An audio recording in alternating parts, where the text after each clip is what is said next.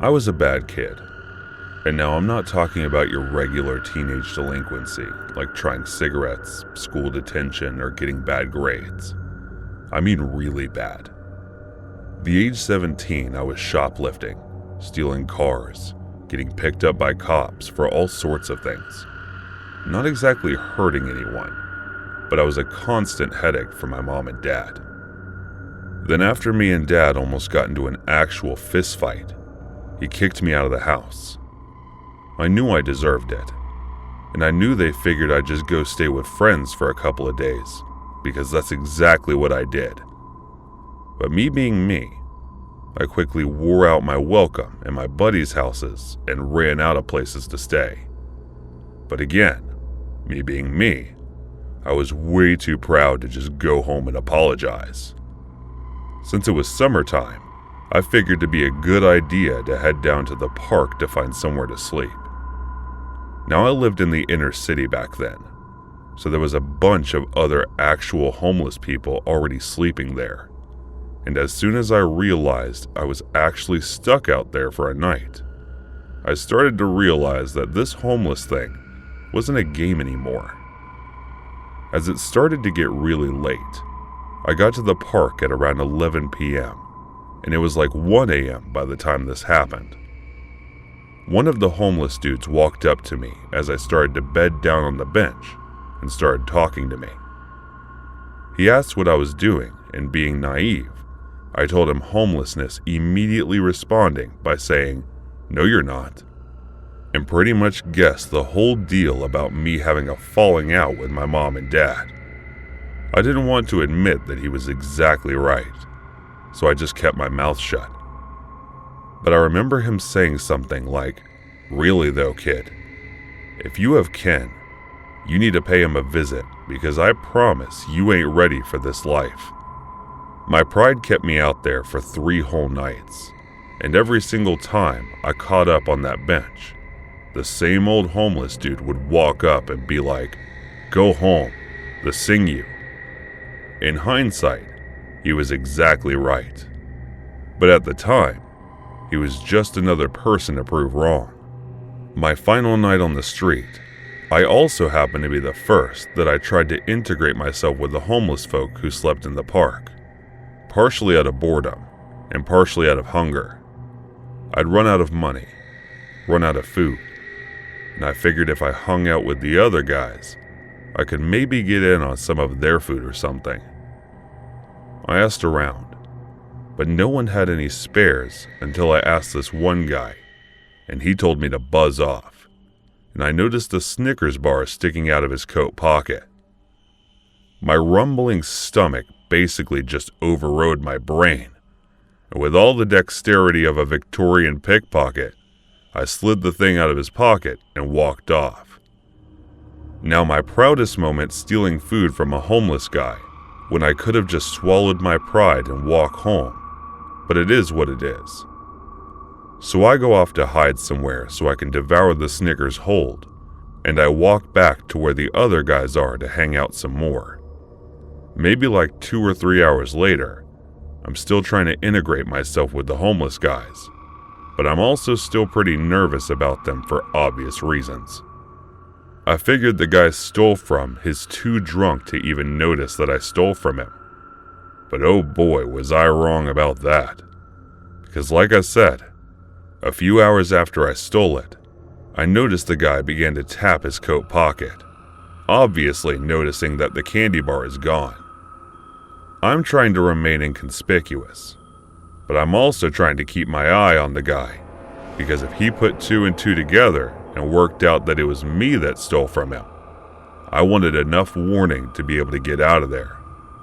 So the guy taps his pocket when he stops. I can see the cogs turning in his booze-soaked brain, as I figured he was thinking pretty sure I had some candy in there. But then a few seconds later, he's back taking pulls from his 40 Ankillary, had completely forgotten about the whole thing. Only he hadn't. And the most shocking thing about what came next was how he went from 0 to 100 in like a second flat. So remember that pool of his 40.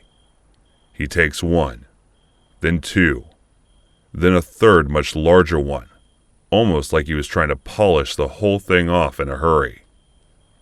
Which, as it turned out, was exactly what he was doing, because what was once an innocent beverage receptacle soon became a weapon. When he turned to the guy to his right and sent the glass 40 bottles smashing into his face, the guy just collapsed, hands covering his face, some hands with muffled blood, curdling screams that he let out, and the guy I stole from then started kicking the lie. If I let him steal from me, mother effer. And then, of all the homeless people there, only one actually tried to break it up. And even then, it was just a slurred by breaking up over there, which ended up being totally ignored.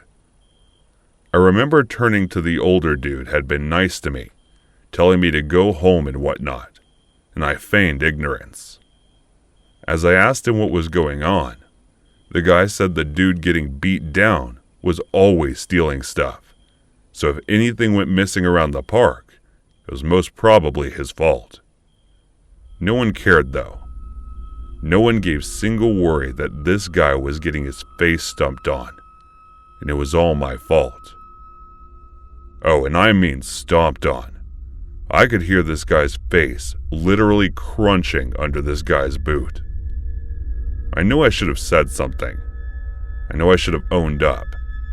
But believe me when I tell you that I've never been that scared. Not before or after. All I could think of was, if I tell the truth, that'd be my face getting stomped on.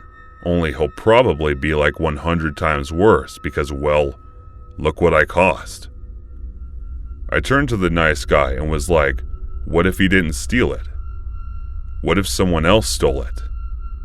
And the guy looked at me and his eyes went all wide and he leaned in and said, don't say a word, kid. Just leave. Leave and never ever come back. As I walked away, I could still hear the guy getting his buck beaten, although I never found out what happened to him. I don't see anyone being able to survive the kind of head injuries he got. A very same night, maybe at around 2 a.m., I walked back to my parents' house and banged on the front door until my dad woke up and answered. I just blurted out this big long apology about being a total idiot to not appreciate what I'd had.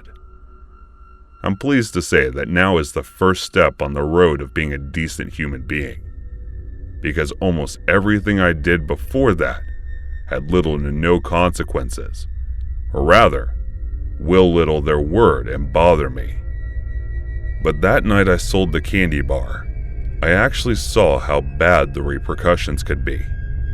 And honestly, I had no idea that could ever be that bad. Just for taking a candy bar. I feel equal parts shame and horror when I look back on it.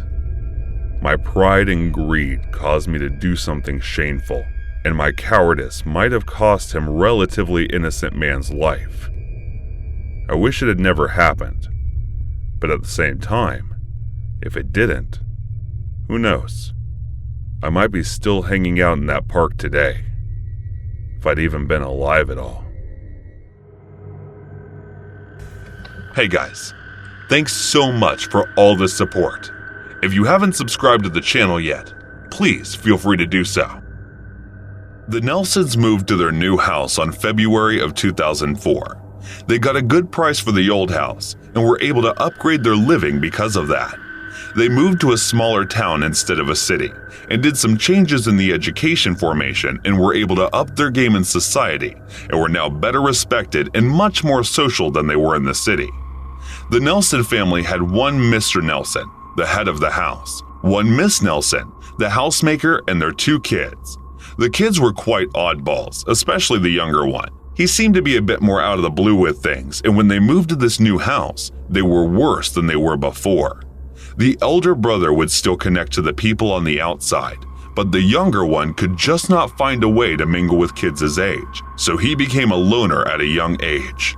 Quite tragically, the moments alone lured him to enjoy things that didn't involve much more people, and there were things that got out of hand way too fast.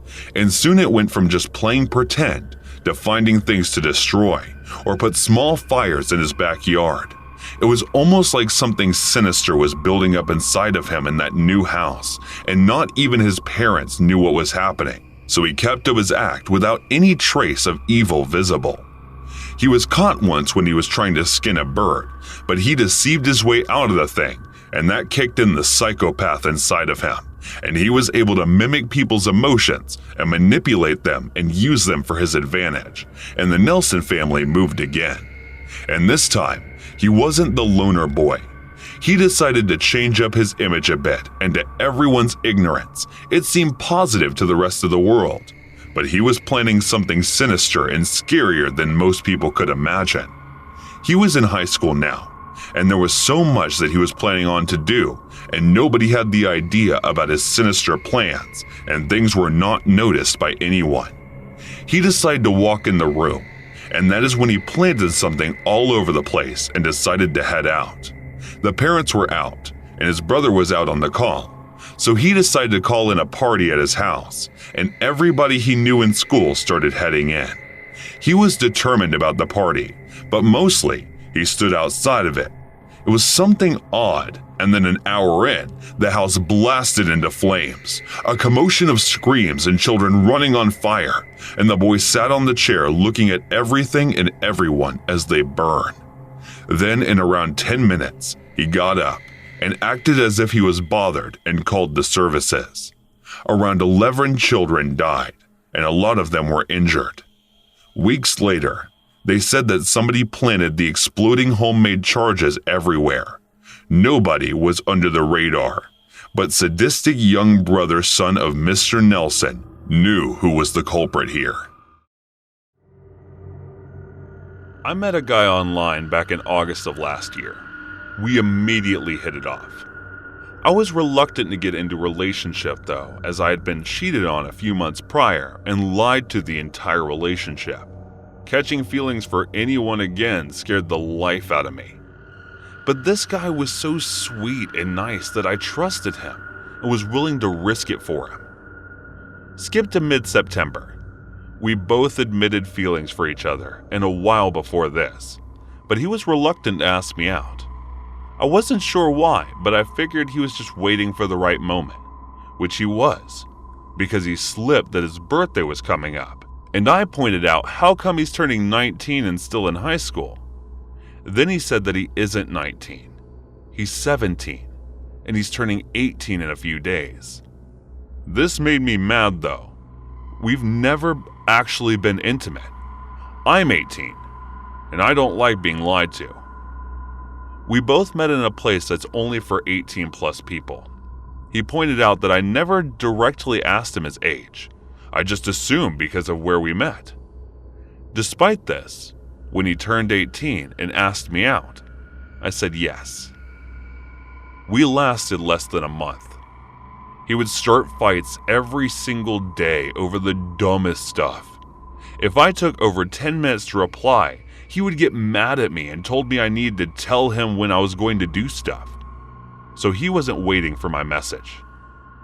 He got mad, and I had been in relationships before him, despite none of them turning out good. So I broke up with him. I thought maybe in the future things would stop, because this is his first relationship and he was just unexperienced. I told him multiple times calmly that things need to change, and once the fight stopped, we can try again. But they never stopped for more than a few days.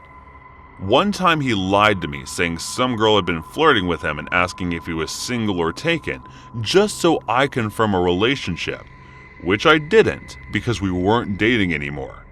And he got mad. I pointed out it was obviously a lie, but he insisted it happened. Only later that evening did he admit that it was a lie? Eventually, I shut off my Snapchat map because I didn't want him knowing where specifically I lived, and he got mad that I didn't trust him. One of my best IRL friends messaged me asking why he was requesting to follow her. I checked his Instagram, and he had started following everyone who was following me. I told him to unfollow them because he doesn't even know any of them. And it's kind of weird. He got mad, but he did unfollow them. 2 weeks ago, I woke up one morning and he told me we need to talk. He asked me why I've been lying to him, why I've been hiding things behind his back. I asked him what he was talking about because I never lied to him nor hid anything from him. He said he has been messaging all of my friends on Instagram asking for information about me, who I've dated, who I've been doing, etc. He asked me why I've been FaceTiming people behind his back, not telling him everything about my past relationships, etc. How to know if I was more shocked to the fact that he did this, or than the fact that those people were actually giving him information about me. I never did anything behind his back though. And the only person I ever FaceTimed me first randomly and for 30 minutes just to play 8-ball and iMessage. He even mentioned talking to people who I haven't talked to in months. He also made alternate accounts, befriending people from my past, voice chatting with them, playing games with them, all just to get info from them about me once they opened up. He even mentioned that my ex had messaged me, which I never told anyone, so I had no idea how he found that out. My Snapchat kept logging me out, so I think he hacked into my Snapchat to read my conversations with people. He found my old Reddit and went back 2 years of common history to get mad at stuff I've said in the past. When I asked him how he found out about my one ex contacting me, he said, "You don't deserve to know," before proceeding to block me on everything. The day after, he emailed me saying that there's nothing left to say, we're just acquaintances now, etc., etc. I told him now, and we aren't even acquaintances anymore. He's just some crazy dude I dated, and it's his loss in the end, because he caused this by doing detective work, as he liked to put it. He said he did all this, and he was curious, not that he didn't trust me, and he found lots of stuff he didn't want to. I guess about my past relationships, because that's all he ever mentioned. His little tangent went on for quite a while saying he's my loss and he could have made me happy and blah blah. I told him he never could have made me happy. His money, which wasn't much, maybe, but not him. As a person, not since the first fight started.